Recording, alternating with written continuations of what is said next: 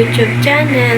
But before we start, don't forget to like, share, and subscribe. And hit the notification bell para updated kayo sa mga videos na i-upload ko. So, ang gagawin natin for today's video, guys, is get restock with me sa aming munting sari-sari store. Kasi bumili na ng mga products si mother. So, i-restock na natin siya sa ating munting tindahan. So, bye. See you soon. Charot. Basta, yun.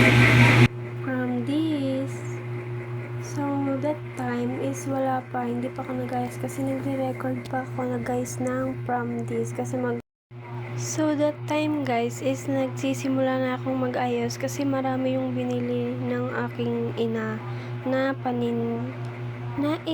na product na ilalagay sa aming munting tindahan.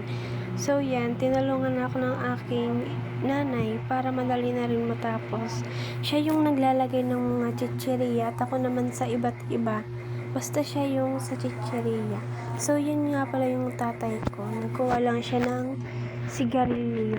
So that time guys, di ko na alam kung ano yung uunahin ko kasi nga sa dami ng mga binili ng aking nanay. So di ko alam kung saan ako magsisimula pero na simulan ko na rin siya sa rep. Hindi ko lang sa inyo guys napakita kasi nga nakalimutan ko mag-record ng video. So yan, kinuha ko muna yung camera, pinakita ko sa inyo yung habang display ko sila. So di ako makapakali kasi nga na baka malaglag yung aking cellphone kasi yung nilagyan ko lang is takip lang siya ng bottle. So yun lang siya.